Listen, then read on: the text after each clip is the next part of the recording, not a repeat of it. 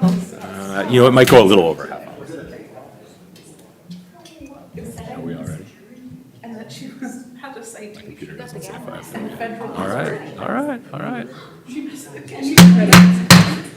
Good evening and welcome to the Monday, August 3rd, 2026 Commission meeting. Please join me in the Pledge of Allegiance. I pledge allegiance to the flag of the United States of America and to the republic for which it stands, one nation, under God, indivisible, with liberty and justice for all. All right. Roll call.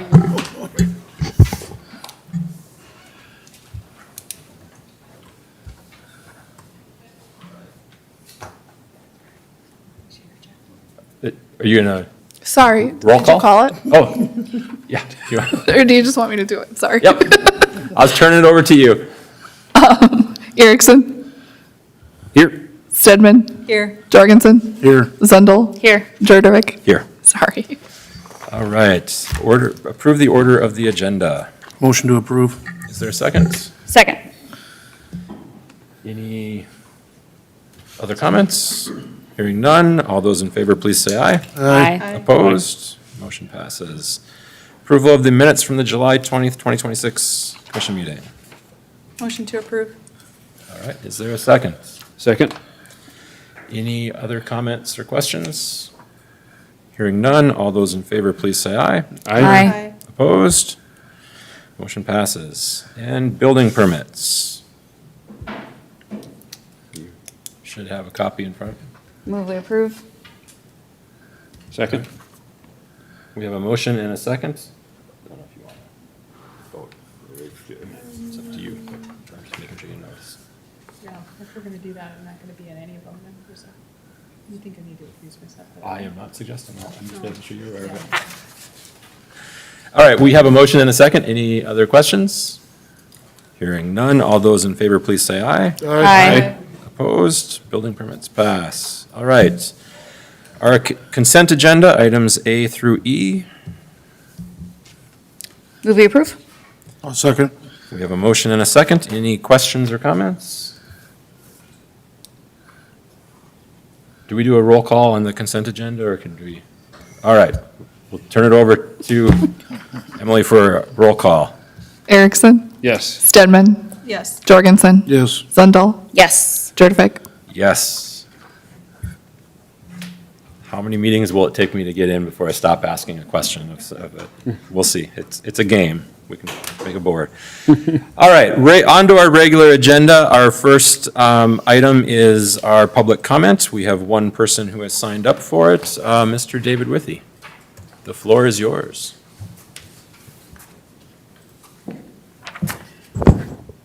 Dave Withy, 2421 McLeod Drive East.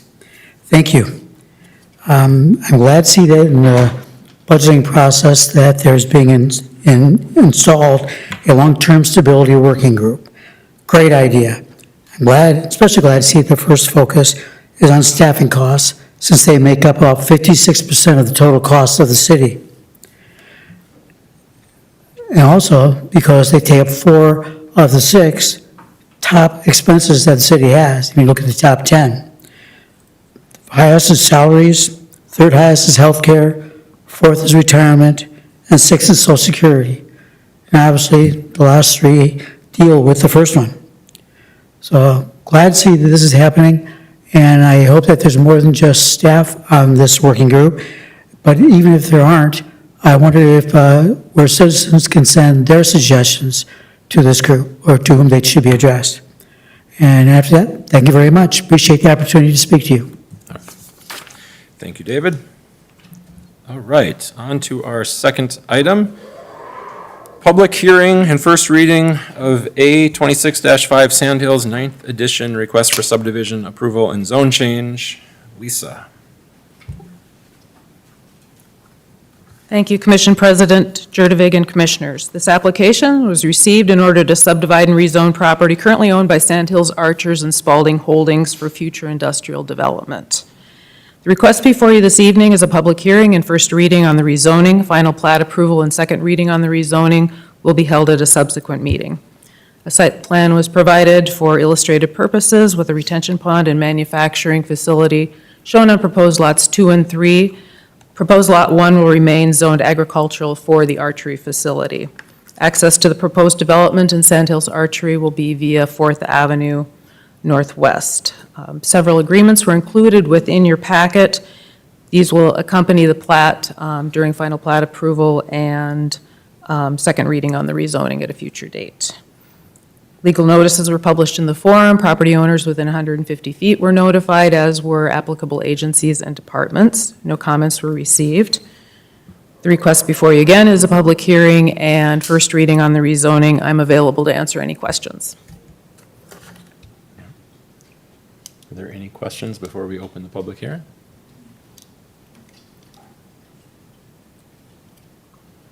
All right, we will open the public hearing. Is there anybody who would like to make a comment?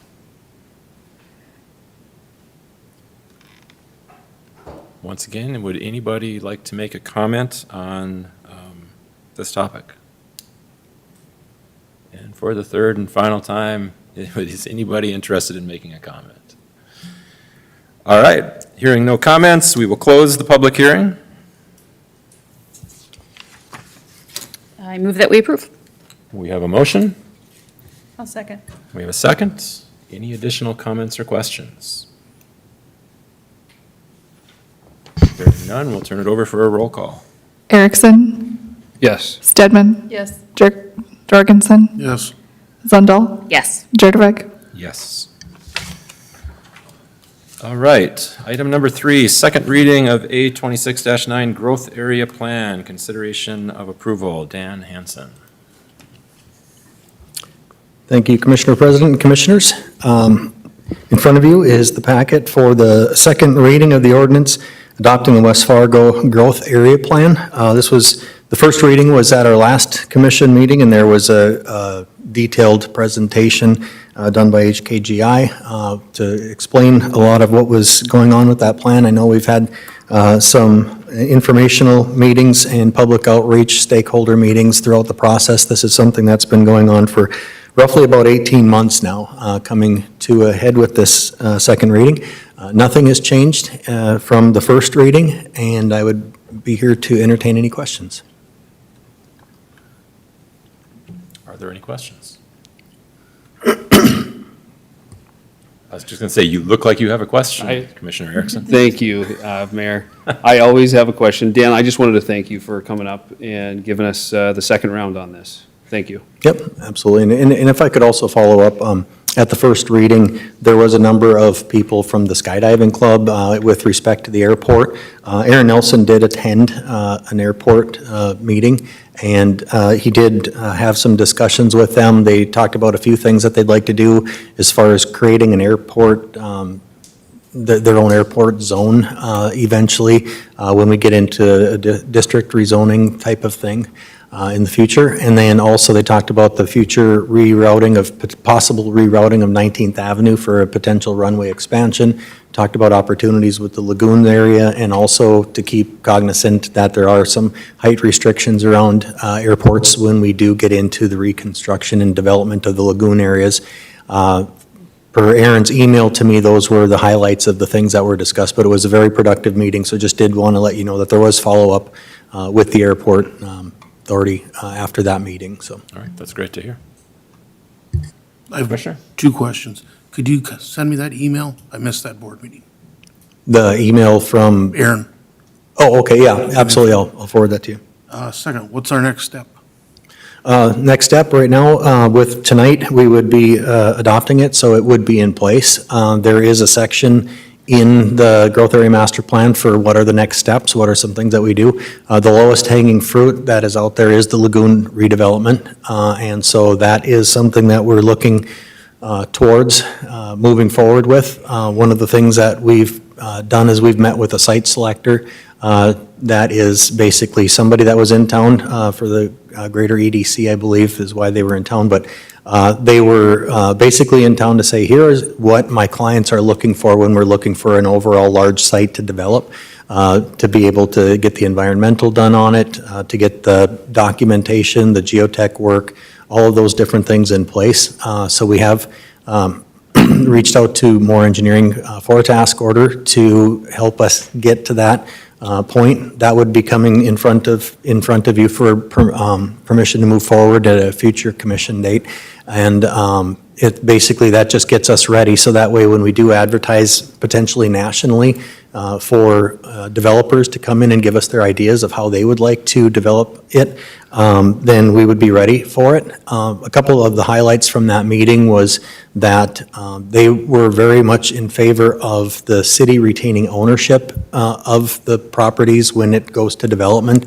When there's larger companies out there that are looking for large sites to develop, they much more prefer working with the city than a private developer on those, because a lot of times our goals align with each other, where we're interested in getting a really good business in there that provides jobs and tax base, whereas a developer's goal is to make as much money as he can selling the land.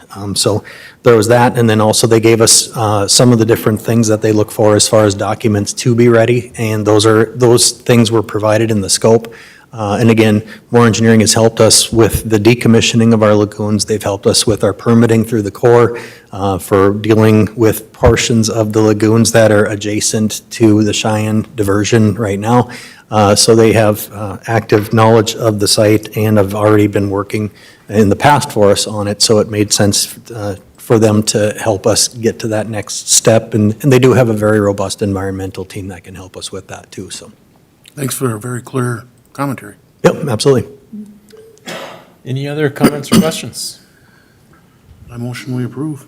All right, we have a motion Second. and a second. Any other comments? Hearing none. Emily? Erickson, Yes. Stedman, Yes. Jorgensen, Yes. Zundel, Yes. Jurdevig. Yes. All right, motion passes. Item number 4, 2026 asphalt rejuvenation treatment. Dan Hansen. Thank you, Ken, Commissioner President and Commissioners. In front of you is a project that we're looking to create, project number 2307, to accept the quote and authorize the city staff to purchase some quoted materials. Basically, what this is it's a spray-on rejuvenation. What this is very similar to a crack seal, or not a crack seal, but a chip seal that you would see after a new roadway gets either paved new or milled and overlaid, leaving a new asphalt surface. A lot of times you will see the next year is followed up with a chip seal. And that's part of creating a layer on the top of the new asphalt that can weather and take the brunt of the initial degradation of the roadway. Instead of the chip seal, engineering staff has been researching what's called basically a spray-on rejuvenators. It doesn't have the rock in it. You can spray it down and it's ready to go and be driven on within a half an hour. And it is a lower cost alternative to the chip seals. The other thing is it can be applied multiple times, whereas usually if you do a chip seal every 5 to 7 years, the second time that you're putting that chip seal on it, you're putting it on a former chip seal. And a lot of times, if you've seen around town, the second layer of chip seal doesn't always bond to the first one, and then you get pieces of it that basically shave off during the winter, during snowplow operations, creating potholes and things of that nature.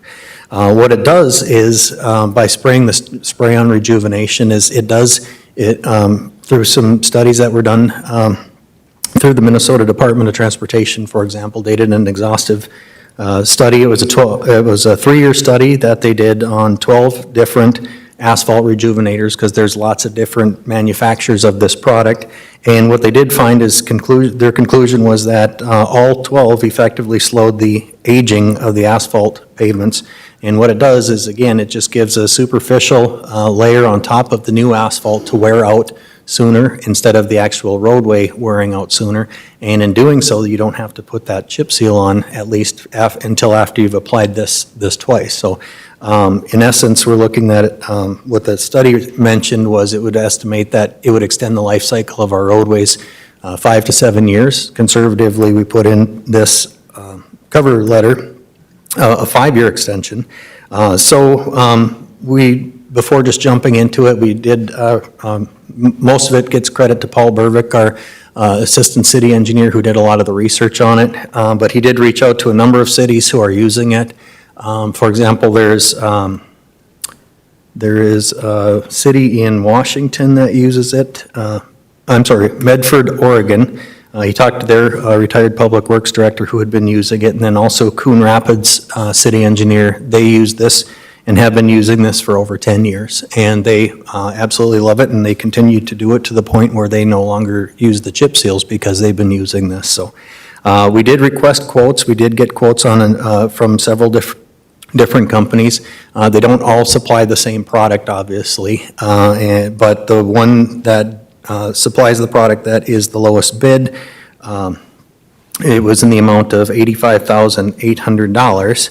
The highest bid that we got was $173,774.20. So we would recommend going with the lowest in the amount of $85,800. We did call for reference and to find out if there's, who has been using their product. An example of that, City of Woodbury has been using it for about 18 years now, and they're currently spraying 1.5 million square yards of their city streets with this, and they very much like it and continue to use it. And right now, there's currently 36 cities in the metro area also using the product. So it's a product, the spray-on rejuvenators have been around for decades.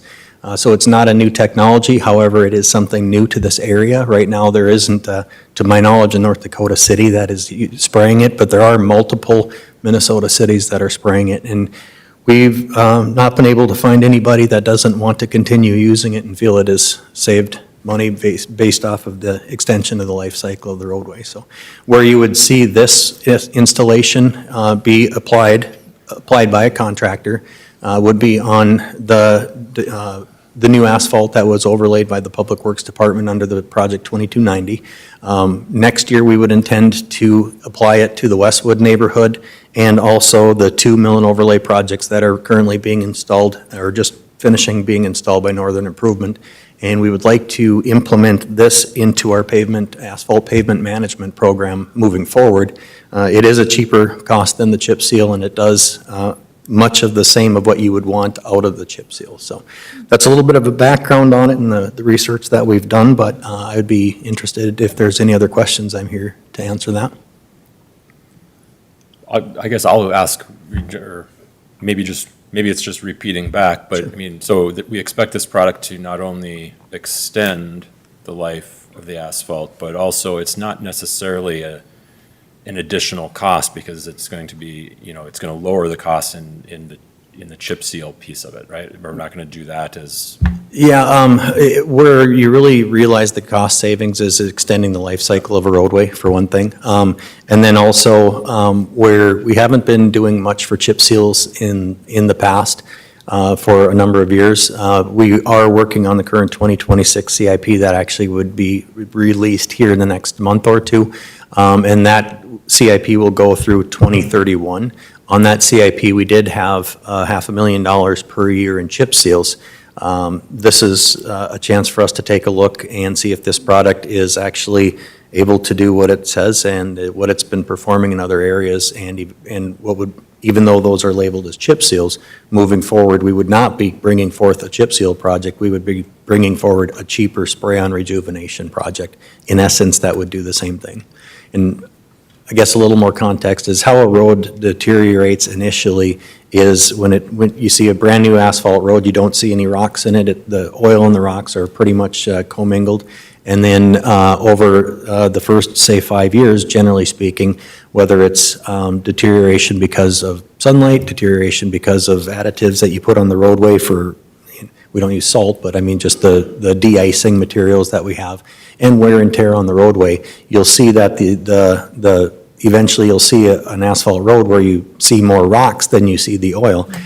So what's deteriorating in that roadway is the oil between the rocks. This provides oil to deteriorate before it hits the surface that was just paved, and that's what really helps extend the life cycle of the roadway by preventing those micro fissures that eventually can potentially turn into cracks, potholes, or just deterioration of your roadways. seems like a no-brainer. I'm just curious, we live in Minnesota is cold too. I'm just curious, have they done any studies to see if in the winter that surface is slippier than the crack seal or, not doing that? I'm not aware, they could have, I am just not aware. I could look I would think and in see, but. Minnesota, they probably, and Woodbury's got to be as cold as we are. Yeah, Minnesota, generally speaking, it's also a northern climate that gets lots of ice and things like that, so. Any other questions? What I will say is there's also like fog seals that you put on roadways that are a similar type of thing. Those have been performed throughout our state as well, and I don't think that there's anything that is to worry about as far as the slipperiness of the roadways with it. It'll be interesting to keep track of it, though, as we go forward and see if we get the longevity. We may not all be here, but somebody will be to see if it actually works. But I'll make a motion to approve. All right, we have a motion. Second? We have a second. Any further questions or comments? Mayor, I do have one question Yeah. for Dan. Dan, you said that Coon Rapids was using this for the last decade, it sounds like? Yeah, they've used it for over at least 10 years, is what I was told. Is this the first time that we've used this material, the reclamite? This is the first time that we will be using it, yeah. Okay. And I know Fargo has talked about using it, but they haven't moved towards it yet, but Okay. they'll probably be watching us. Definitely. Lead the pack. This will be probably continuous use moving forward as long as this turns out?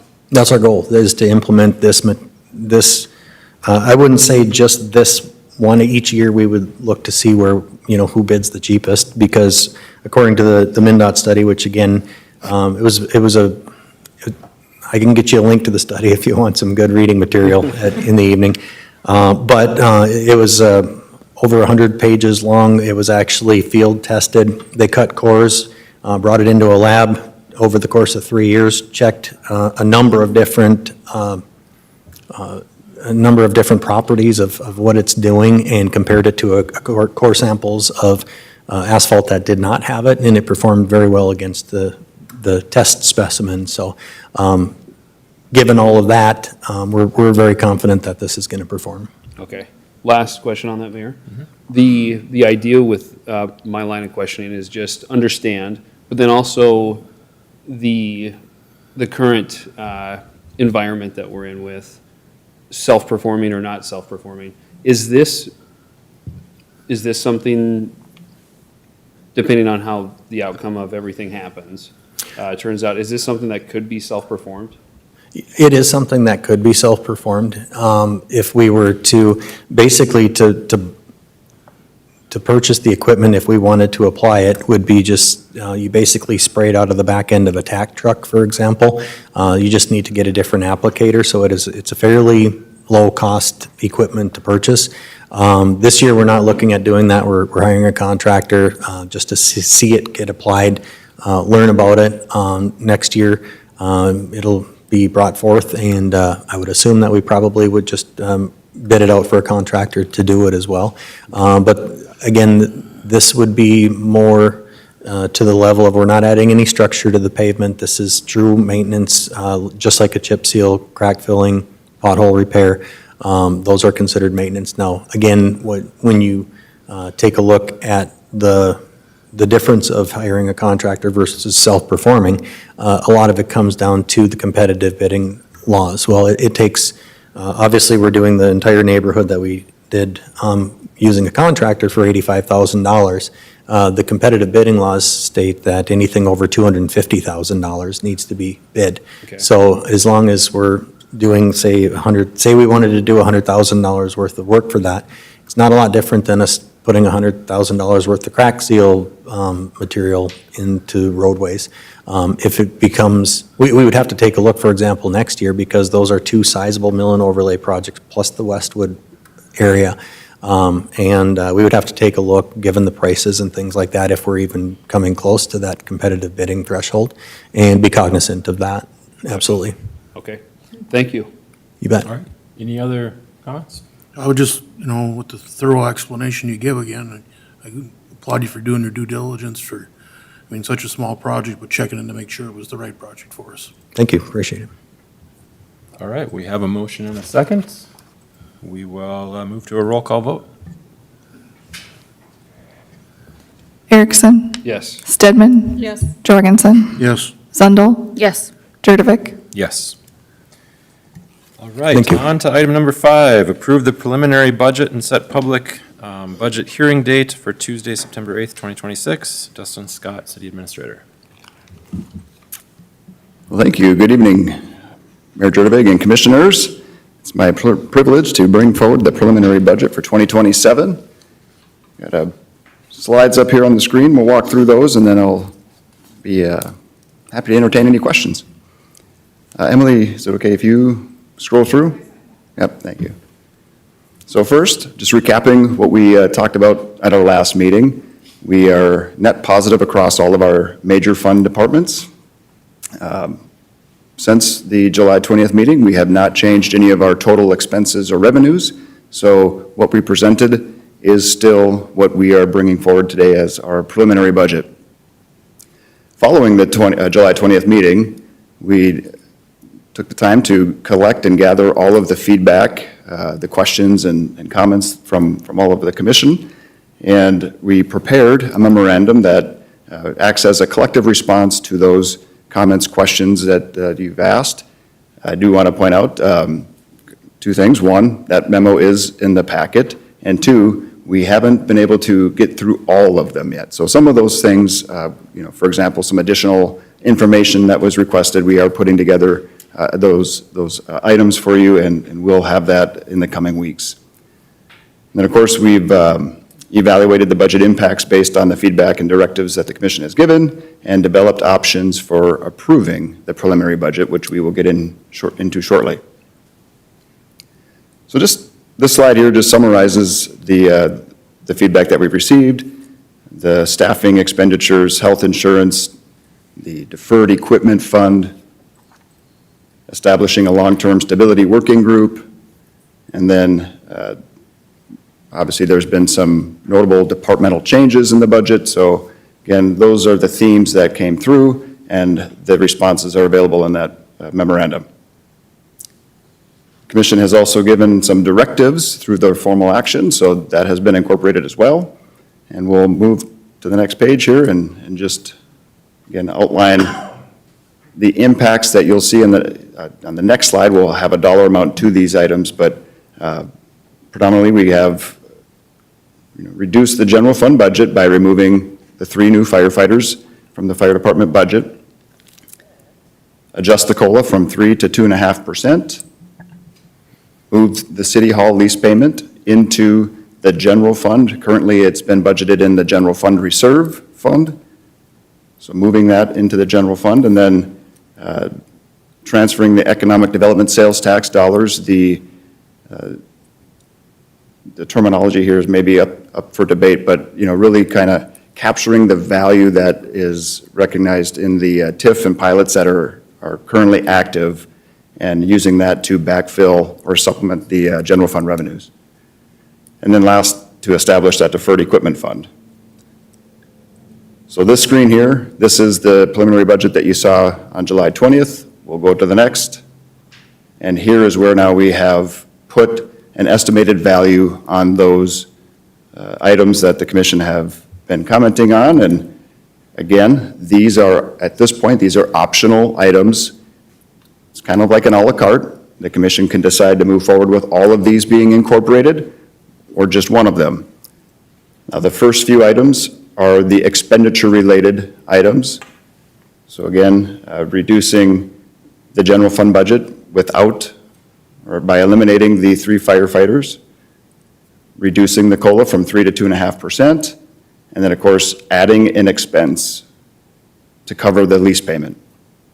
And then below that is where you'll see the additional revenue that we are estimating based on the value of the TIFs and pilots tied to the commercial incentives that are out there. So overall, it creates a strong net position, $736,000. You'll see on the next slide that we have some options to address that. Yep. One option being to transfer dollars into the new deferred equipment fund. again, it's an à la carte type situation here. You can direct staff to move all of those dollars into that fund, move a portion. We can also make some adjustments to the revenue forecasting that we have so far. Items like forecasting franchise fee revenue.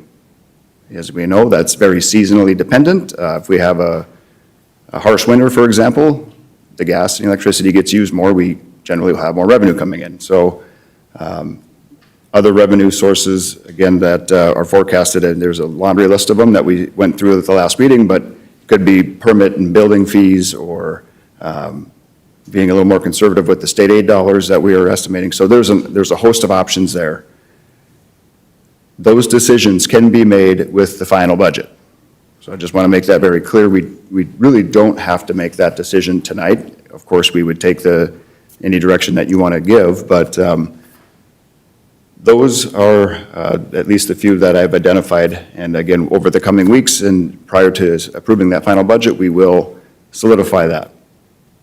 So the requested action tonight, again, approving the preliminary budget with all or some of those options being incorporated, or approving the preliminary budget as presented on July 20th. We also need to set a date and time for the hearing on the preliminary budget.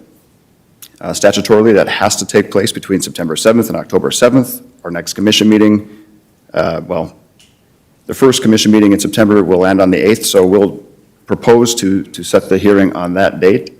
And then we would go from there with any additional adjustments before we bring forward the final budget, which will take place that first meeting in October.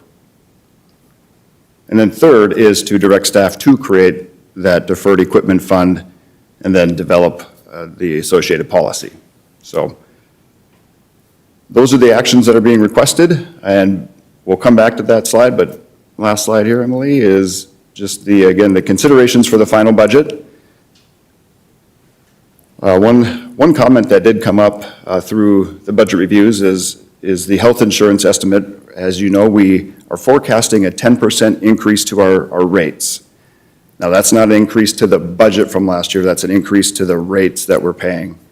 We, of course, we are going out to the market. We have currently are soliciting bids to hopefully get reduced rates.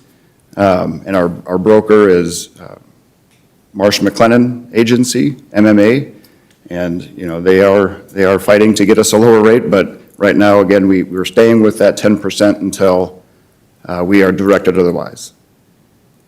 Nationally, we're a little concerned that 10% isn't quite enough, but again, we will have more information after we solicit the bids. Establishing the Long-Range Financial Stability Working Group, the first meeting to take place here in August. I'd propose that the first meeting be with our leadership team and really to get organized. What's the scope? What are our first 2 or 3 priorities? What do we want to focus on here? And then we will certainly come back to the commission with an update and then further direction on how that group should continue to work, whether that it involves commissioners or public meetings, all of that good stuff. So we will start at a staff level in August and then report back.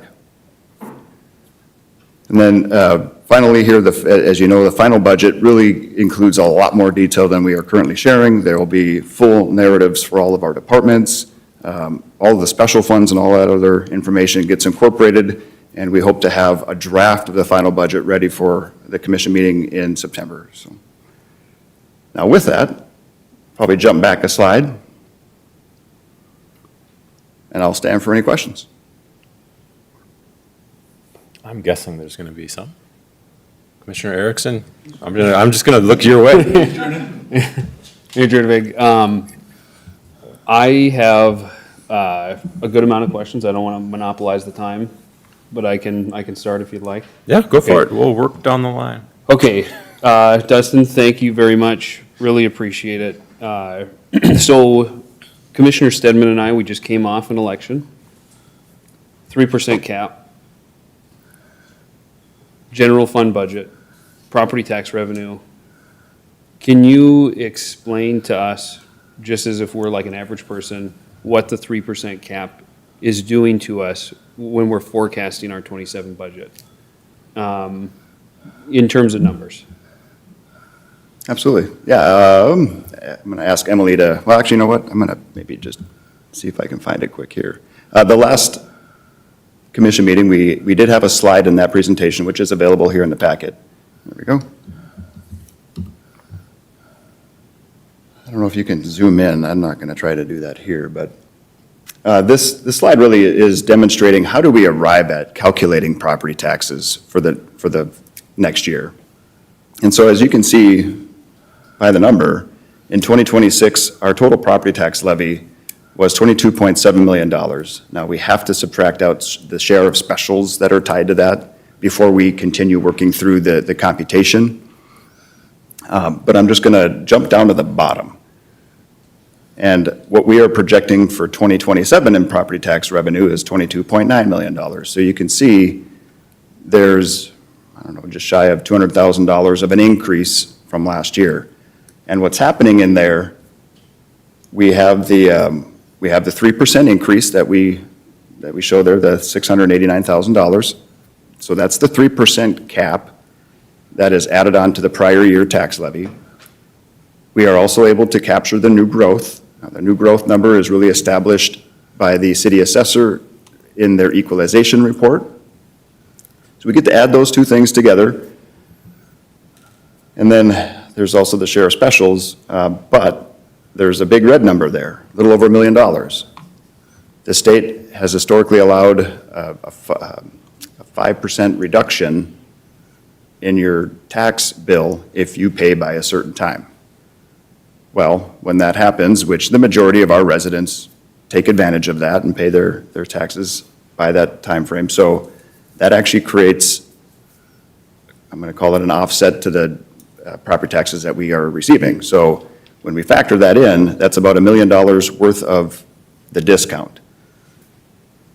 That's why if you're looking at last year and just adding 3%, that's not quite the math. It's a little more complicated, and it's just, that's why we laid it out in this slide. So I don't know if that's answering your question, Commissioner, but by the number, that's what's happening with that. Thank you very much. So is it safe to say then, our budget has grown, or the net revenue we have taken in from 26 to 27 will be roughly $170,000 more after the discounts, after everything? Is 170 grand sound about right? That's the increase in the property tax revenue. That's the delta. That's the delta, and that is across all funds. So that's not necessarily what you're seeing in the first note there. Property tax calculation includes the general fund, library fund, and airport fund. So, but yes, that is the delta. If the city received the 22.7 last year, it nets out to this 22.93 for 27. Thank you. And if I can continue, Mayor. Please do. Okay, so that's 170 grand. We have a request for health insurance increases if we are going to operate under the assumption of 15 and a quarter. That's 761 grand. The COLAs, each percent of COLA is 285. We only, for general fund revenue, again, have only brought in 170. That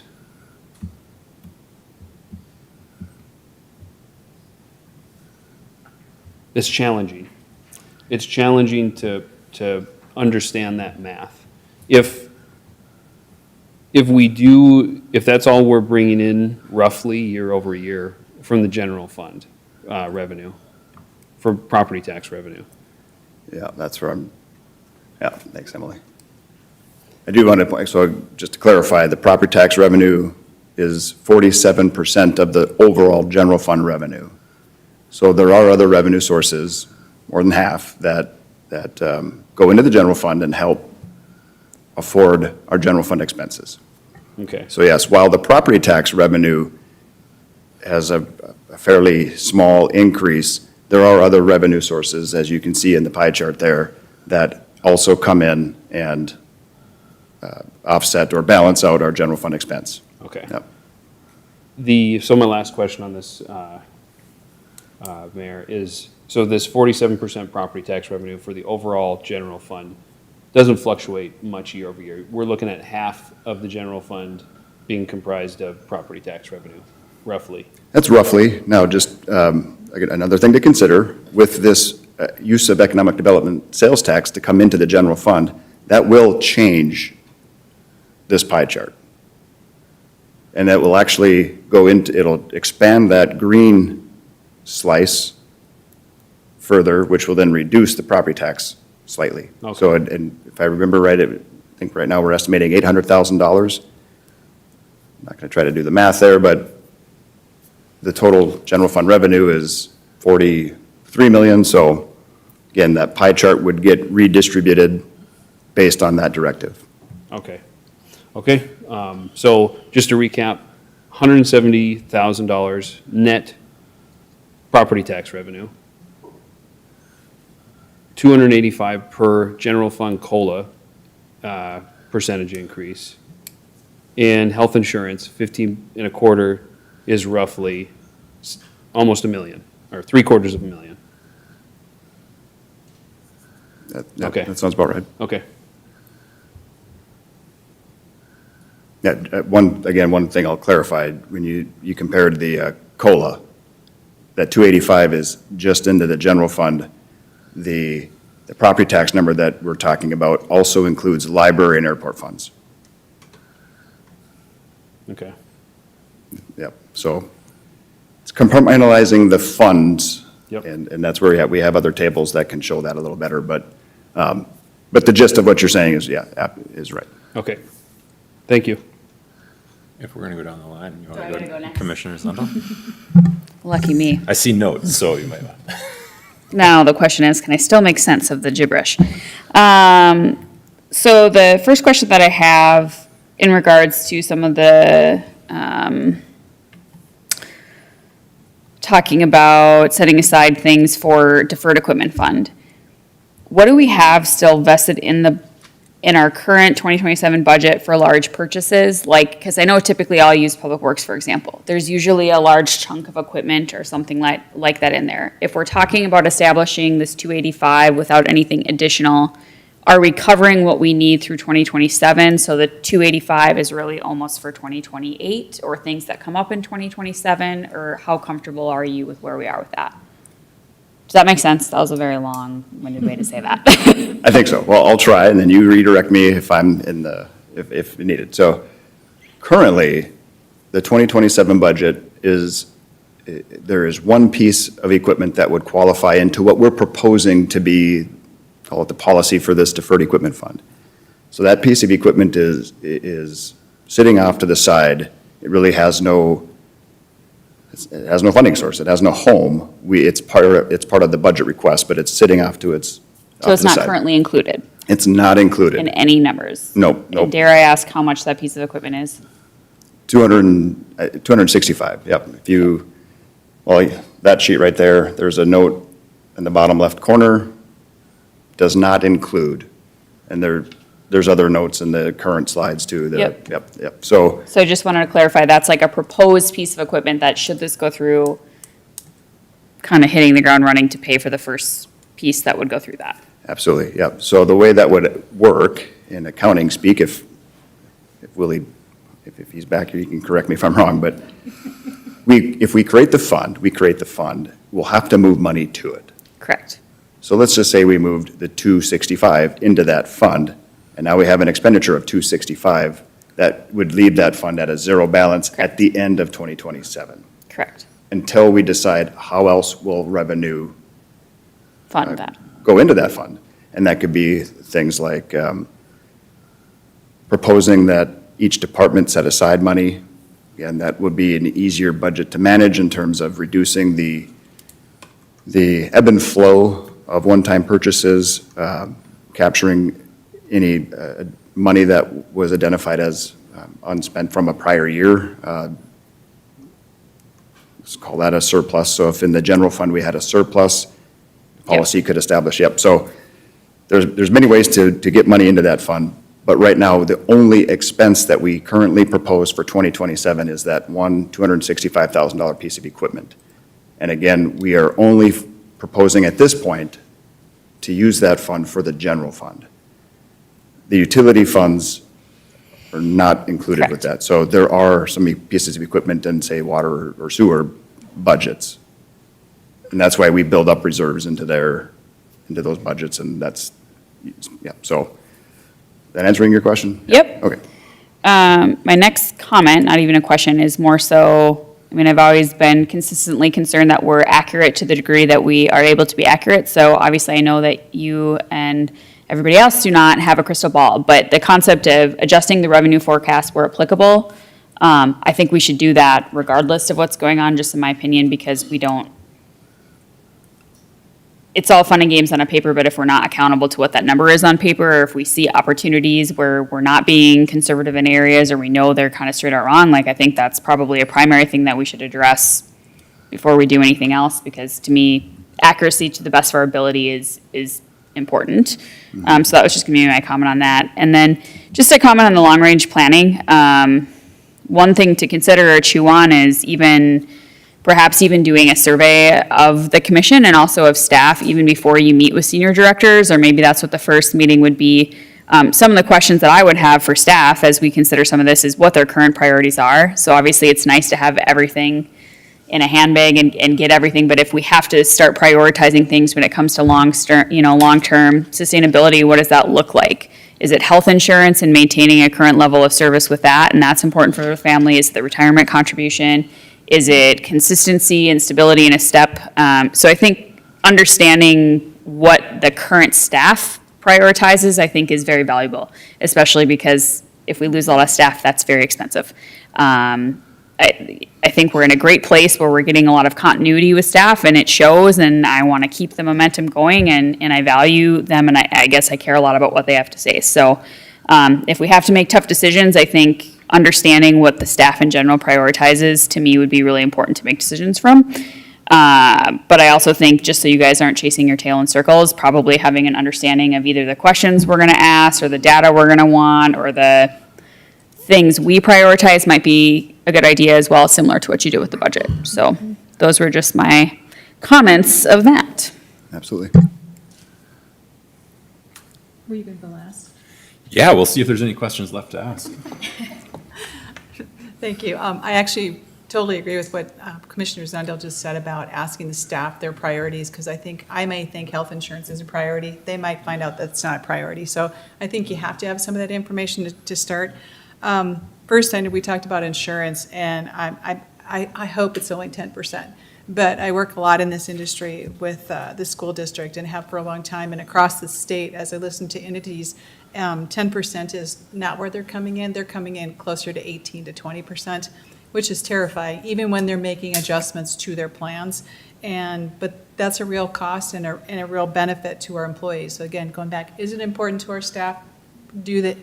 Where that fits. So the second thing, the deferred maintenance, I absolutely love. I think it's important that we have that deferred maintenance. I really think there should be deferred maintenance for our buildings as well. We don't currently have that in the budget, and how that looks. And to think that we're not going to have something go wrong. Right now, we maybe don't have very many buildings that you own, but I think it's important that we should really be planning for both. And that takes me to the last one. We look at COLA. First of all, I know we're a people industry. I love people, and I know we have to have really good people in order to run the city as well as, any business. But I also know that the cost that it takes to keep the people continues to go up. Somehow, we got to find a way to reduce some of those costs. And I appreciate the COLA, and I understand the COLA, but I'm not sure that right now, going into budget constraints the way they are, that we should be doing even a 2.5% COLA. We should be taking the savings from maybe doing a 1% COLA this year, go back and have that subcommittee come back and say, what does it look like for next year? What does our budget look like? Are we competitive? Are we not competitive? And the dollars that save are dollars that we wouldn't pay to COLA should go directly into these deferred maintenance, not just for the one item we know, but for all those things that we don't know. We think that our fire trucks are fine, until one breaks down and Dan goes, wait a minute, I need to, and go, we have no money. We have to have a better reserve for that. So for me, that's got to be a priority, as well as keeping as many of our staff happy as we can. But steps in addition to COLA is not the norm, I think, for our community. I'm familiar, I said that I work with the schools, and we have steps. We do not do COLAs on top of steps. We just can't afford it. So it's just something to think about, that I'd rather see us do less in the COLA, maybe do a 1% this year, the extra dollars that might open up for the general fund, move that into deferred maintenance for equipment and just general maintenance to give us a fighting chance if something catastrophic happens next year, that we're not fighting for how are we going to pay for that. So just my thought, but thank you for all the detail. I know it's a lot of work to go into a budget, and I never want to presume that I know better than you do. Thank you. Commissioner Jorgensen, do you have any questions or comments? Yeah, no, I'm going to piggyback on a lot of great questions and a lot of great answers. I'll start with the steps. I've never been a fan of steps. I've made that publicly clear. I don't believe people should be stepped out. You know, you work here 11 years, you don't get another raise. So what little the cost of living raise is all, I think 19 or 20 people are getting this year. Mr. Lee did a study last fall for me, I think, or so, and we could have 70 to 75 people stepped out. And that, you know, thanks for coming to work. You're gonna get the same pay for the next how many years. So the COLA is a little, I think we can handle that, but we need to do something different with the steps, is my opinion on that. The other thing, piggybacking on the department heads, the city's looking ahead in the next 5 years. Let's have the department heads kind of the same thing, look ahead for the next 10 years. What are they thinking? That, you know, they're not asking for a lot of equipment this year. Could they have, we would have, a higher income budget? So let them assist in the planning. Let's all work together and keep the town as great as it is and keep it going. That's all I got. Yeah, just a few comments. I mean, from the questions everybody's asking, I think, and we've all been talking about it, that 3% cap is going to be challenging as we look forward, right? To Commissioner Erickson's questions, that money is really eaten up simply with the changes in labor, salary changes and so forth, let alone any other needs the city has. So I think, what that really points back, to me is I think the changes that that you've walked through in the proposed budget, based off of our feedback, I think are really important. We need to be super conservative, and we need to be setting some money aside, for equipment, potentially for buildings. I don't disagree with that, because, our plan next year isn't to buy a $2 million fire truck, but that need is coming. Our plan next year isn't to buy a $500,000 garbage truck or snowplow, but that need is coming. And if we don't set that money aside, that 3% cap will become impossible for us to manage within to address those needs. So it's really, really important that, we be conservative with our actions here, and that we start setting that money aside so that we can deal with those ups and downs in our budget. And so I think that kind of encompasses my view on some of your guys' questions, and I would agree. Can I just make one more Yeah. comment? Because Commissioner Jorgensen, and I appreciate 11 steps, and I know that we condensed it. A reminder that we condensed the steps to get people to their highest pay that they could get in 11 years instead of, was it 18 or 20? But they also get retirement on the highest wage that they could get earlier. But that doesn't mean that there isn't an opportunity, instead of doing a COLA for 20 people who might be at that step instead of all 350, is there a way that you can do I'm not going to never say bonus, but is there something you can do with the people at the top to somehow to address some of that COLA without doing COLA for everybody? So just a thought. I can answer that. It was looked at last year, longevity pay. City of Fargo, I believe, we kind of looked at what they had. We're trying to make it work for us, and then boom, here come the email with the 3%. Well, that was the first thing that was easiest to cut. So I just, I look at people, I value people, I value all our employees here, and they come to work, and they continue to grow, they continue to grow to conventions, they bring the knowledge back, they hold extreme value, teaching our younger generation. And I'll take the police and fire department as the two biggest two. They're a young department. There's gonna be no room to grow up. They're gonna be firefighters for a long time before they can advance up. So they're gonna be stepped out and not, look, I don't know what the average age of our fire department is, but I'm guessing it's way under 30. So not much room for turnover to go. So does the question become then, is the step system the best system for West Fargo? Or should you do away with steps and go back to a merit pay / or COLA? And that way you're not fighting both. So then you don't have the top or the bottom and you still have a range, and I don't know the answer to that since I'm new to this, but that's the general industry would say, don't do steps then. And then you might get a COLA, you might get a merit pay, or you do a hybrid of both. And I think, from my personal perspective, I think that's where the task force that we're moving forward with, I hope comes back with recommendations in the next Yep. 6 months, so that next year, whatever those changes are, because I think we can look at the model today and we know that it's not very sustainable. And that somewhere in there, we have to, potentially make some tweaks.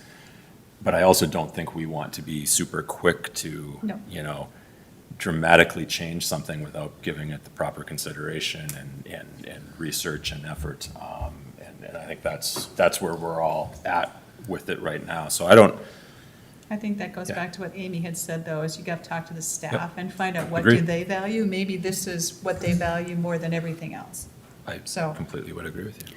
Commissioner Sundell? I did ask earlier, just so the commission is aware, we currently have 34 people on their last step. Of those 34, 20 are in PD, 4 in fire, 5 in public works, 1 admin, 2 planning and zoning, and 1 library. So the vast amount of those people who are stepped out are in police and fire, where again, I feel like having that longevity is extremely important in those departments for a lot of the stuff that they deal with and are going on. One comment that I didn't make earlier, but it reminded me as we were talking, to have some of the data to make some of these decisions, because I think when you look at some of the budget stuff, it can be a little bit confusing without context, because it's in all these different funds. But if we don't have the ability to quickly run kind of a report, I will use the police department as an example. There's overtime that's given in a police department. I think some of the decisions I want to make sure we're able to look at and digest is, okay, would we be doing just as much overtime if we added an employee? And at what point does adding one singular employee change the scope of that? And again, from a staff perspective, maybe they like working overtime. I know there's special event overtime pay. So even when you're looking at an overtime budget and how much over we are in some of that, having an understanding that there's also a revenue source because we're getting paid for things like special event pay.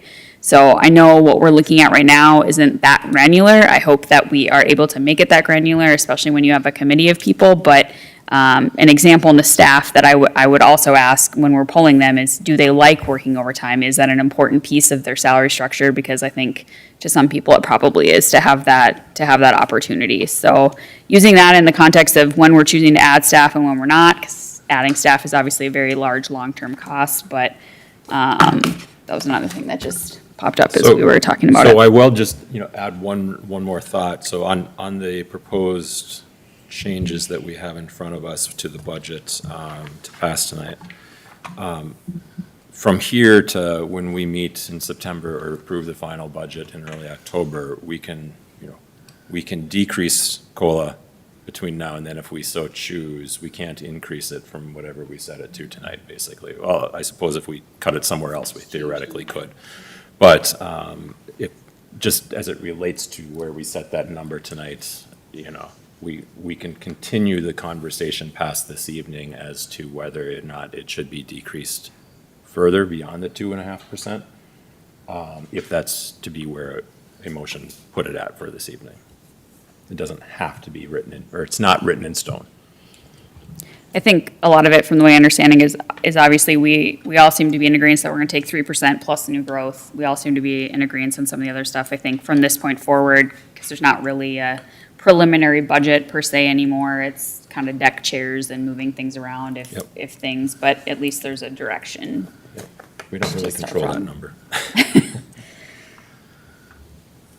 Other comments, thoughts, Commissioner, or not a commissioner, administrator? Absolutely not, Commissioner. Happy to work for you, though. I'd want to circle back. I believe Commissioner Stedman did ask a question in there regarding the possibility of doing something different for those that have stepped out of the compensation structure. While things are always certainly possible, I do want to point out that, number one, I believe as you mentioned, the grade and step program it's a very intentional structure that we want people to get stepped out. We want people to get to their maximum potential within a job. The COLA is independent of that. The COLA is meant to address the cost of living. And that should be, in my opinion, that should be a universal system for everybody because we all go to the store and buy the same goods and consume the same products. So as the COLA is reacting to the market, those adjustments, the grade and step is really an independent structure. And yes, people are getting steps, but again, that's by design and that's a good thing. Commissioner Jorgensen mentioned the longevity pay. That was one avenue that we could explore some additional opportunities to recognize our long-term staff. I'd love to do that, but yeah, with the property tax coming, it just, the conversation kind of, we looked into it, we had some numbers, but I'm excited to jump back into all of that discussion as this group starts convening. I think first and foremost, we need to have a very in-depth review of what is our structure and why. Why do we have this structure? I would feel a lot more confident in providing you all of that information before the final budget is approved so that you're making very informed decisions. I know that Fargo uses very similar grade and step program as we do.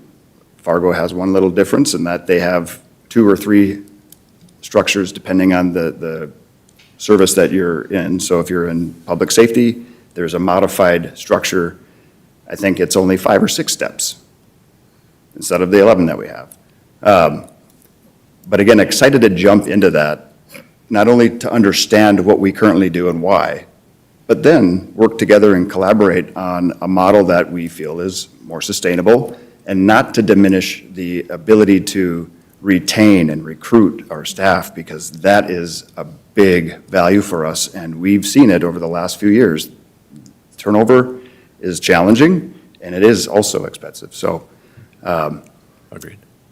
So back to the question though, it's certainly something that is possible, but I would say that would create an imbalance and one that would be difficult to sustain over time itself because we get to 2028 and we have additional people that have now stepped out.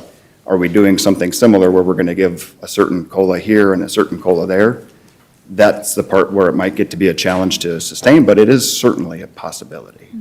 I'm not sure that I would do COLA. I think as soon as you say COLA, it should be for everybody. You wouldn't have to, but that's why I wouldn't even put it as part of the extend the range of pay, that it would just be a one-time sort of Sure. payment to cover some of those costs, just because we know it's tough to be at the bottom, or tough to be at the top, I guess you would say.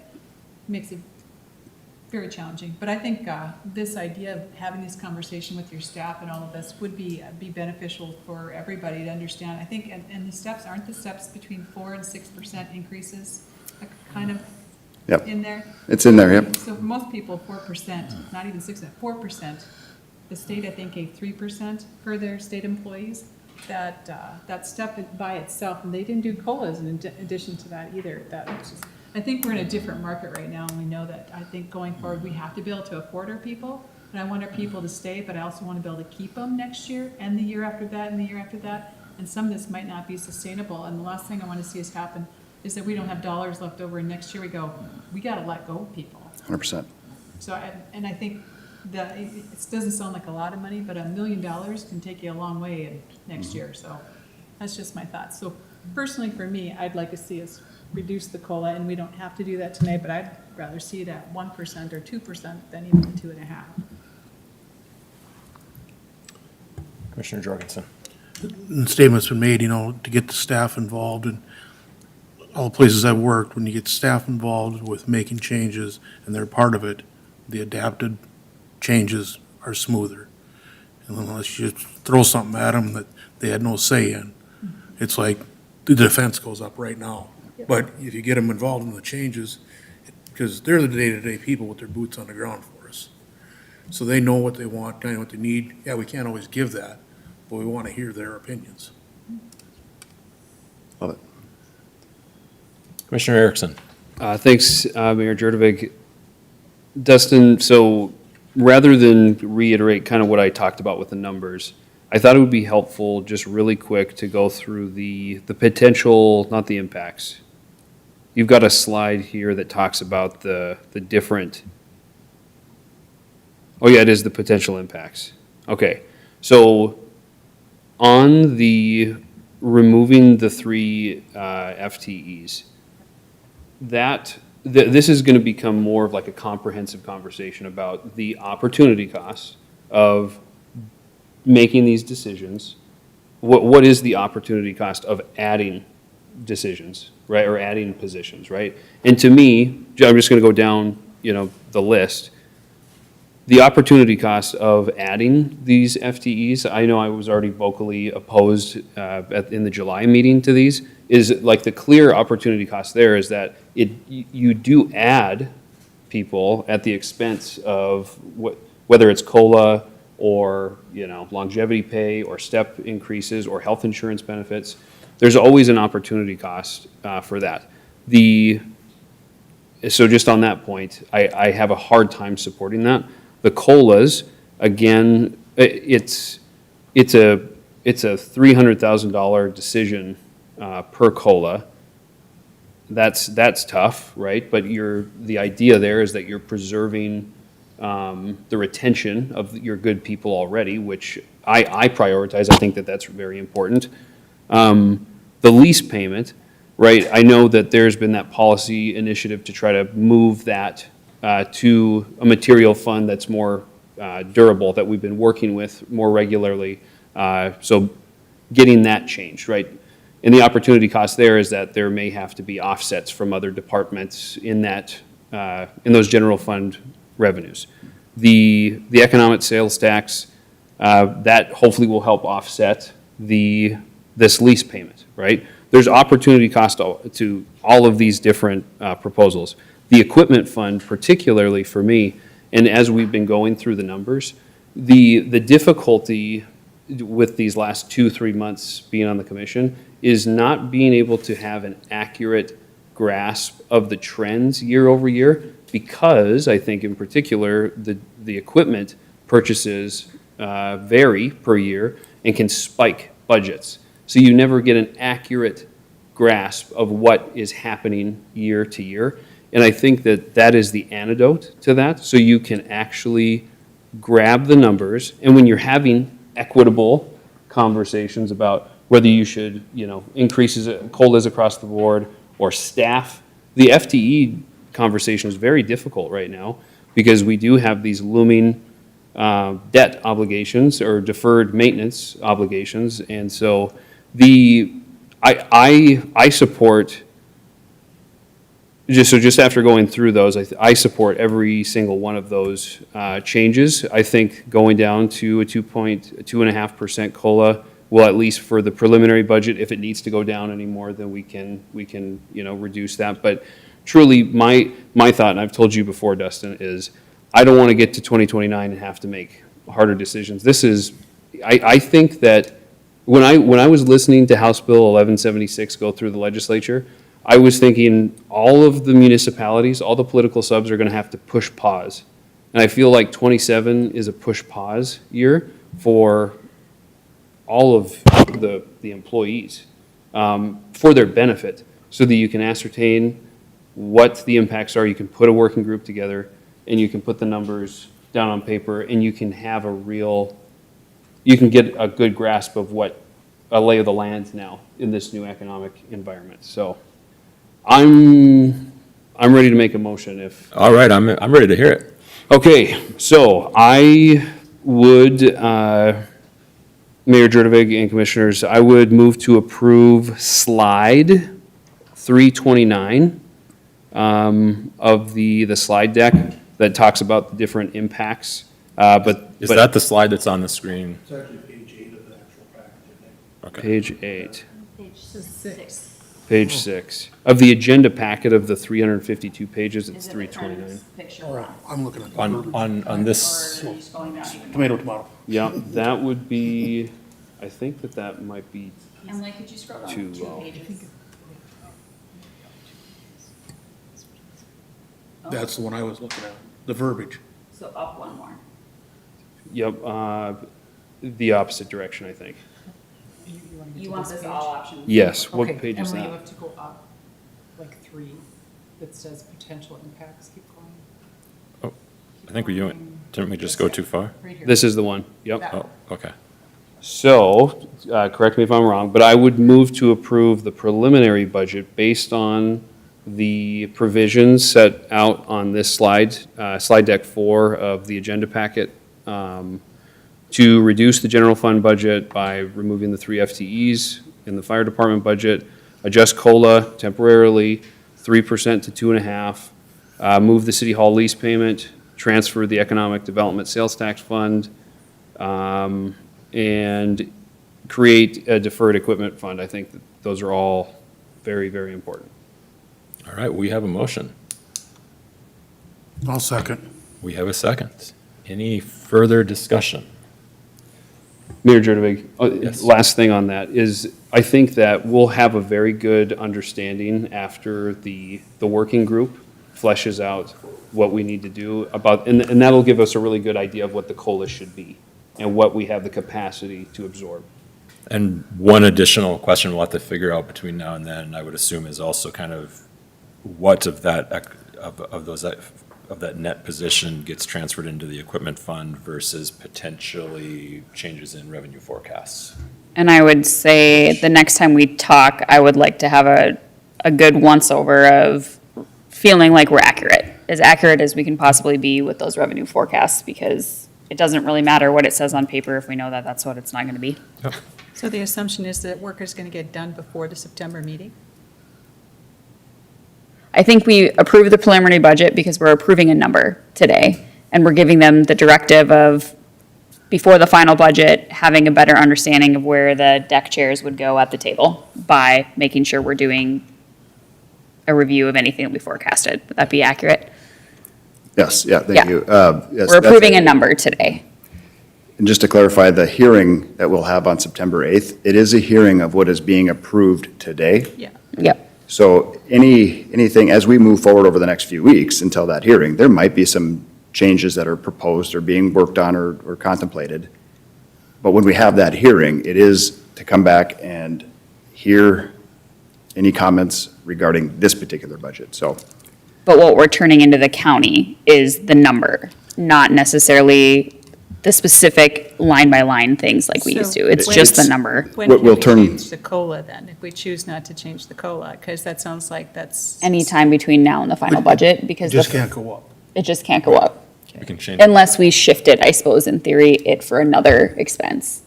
But what we're sending to the county is what they're gonna use to send out a hearing date, a yes. The bottom things- line dollar. The bottom line dollar. All right. So, yep, and again, during that, after the hearing on the 8th, we will likely bring forward a draft of the final budget. That's an additional time where we can not only take the public comments, but commissioners can give, or the commission can give further direction at that meeting.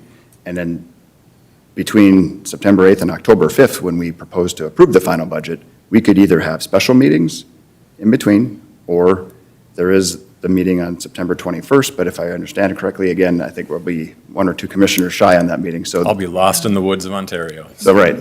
But again, just really pointing out that there are opportunities over the next 2 months to not only work in the background on options, but have more commission meetings where formal direction is given.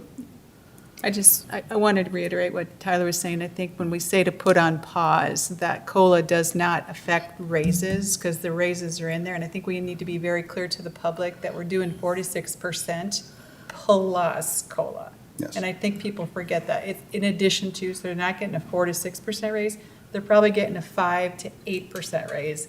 And that's not COLA. So outside of the few that we're talking about who are at the top, and we can't be afraid to put it on pause, and I don't think COLA at 3% or even 2.5% is putting our people on pause for 2020. I don't think it's enough if we're really going to make an impact on all the other things that we need to do. So I am okay with leaving it at 2.5, but I don't think we should be doing it at 2.5. Well, we can Go forward. continue Yeah. conversation on that Yep. in our upcoming meetings. All right, we have a motion and a second, based off of, I think it was slide 4, the 5 bullet points on there, if I'm not mistaken. Yep, and I just want to clarify, Page 4. what you're seeing on the screen right now reflects the dollar value of slide 4. So slide 4 translates into these dollar amounts. So these are the dollar amounts that will be sent to the county and in which the budget hearing will be based on. All right. Any further questions or comments? Mayor Jurdevig, just last comment for the record. I know that this was really difficult, to make these tough decisions. Like Commissioner Stedman mentioned about the health insurance inflation. I mean, that's one of the most important pieces of this whole equation is that, yeah, we're forecasting at 5.25, but it could come in at 18. There are so many pressures on local government right now that this really, I think it's just a responsible thing to do for, not for us, but for the employees, for the taxpayers. I just wanted to make that comment. All right. I'll ask one more time, just for the heck of it. Any further questions?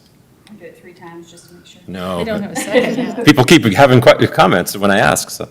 All right, hearing none, let's vote, We Emily. don't have a second. Do we have a- Oh, Second? Commissioner Jorgensen, second. Thank you. Erickson, Yes. Stedman, Yes. Jorgensen, Yes. Zundel, Yes. Jurdevik. Yes. All right. Item 6, City Administrator's Report. Well, first and foremost, thank you. It was a great discussion. You guys get to make all the hard decisions. Appreciate all the insight and the direction that we have been given. So with that, just a couple items for the Administrator's Report. Number 1, Moody's. We got an updated Moody's rating today. They published a rating because we are in the process of issuing a refunding improvement bond that is tied to 3 projects we did over the last couple of years. So as we are issuing that debt to finance those projects, Moody's took a look at all of our financials and they published an updated rating. And I'm happy to say, we are maintaining the AA3 rating.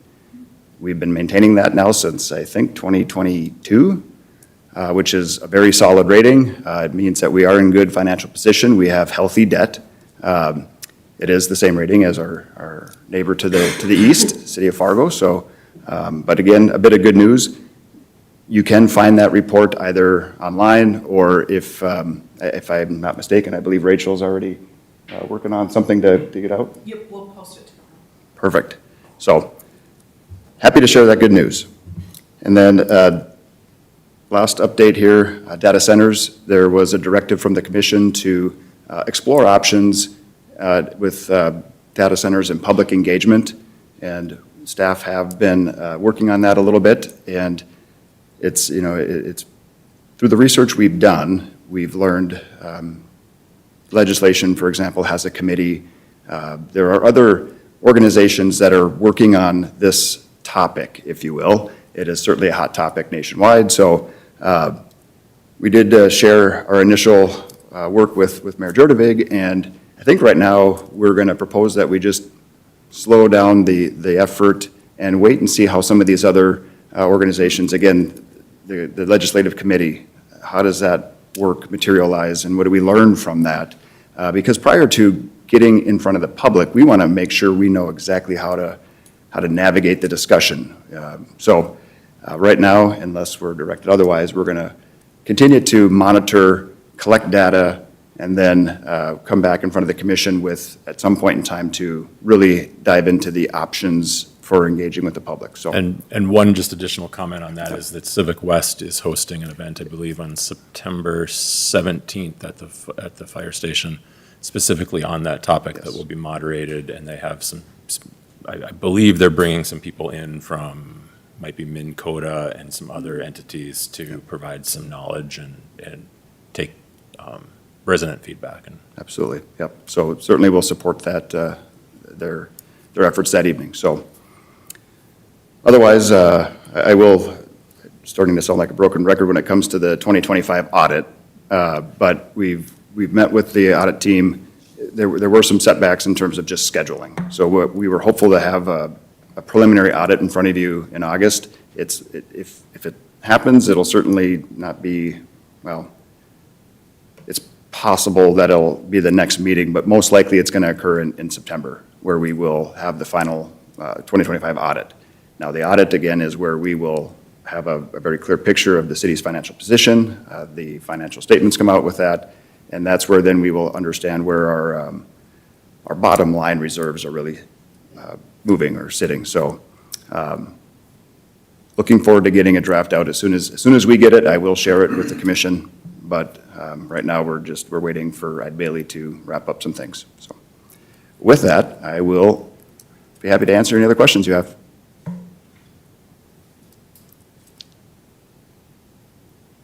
All right, correspondence? I don't have anything new. All right. Emily? No? Any non-agenda items?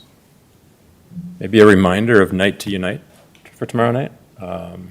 So there's a map somewhere of some community neighborhood gatherings. So hopefully people can get out and enjoy that. All right, otherwise, is there a motion to adjourn? So moved. And I'll second. All right, we stand adjourned.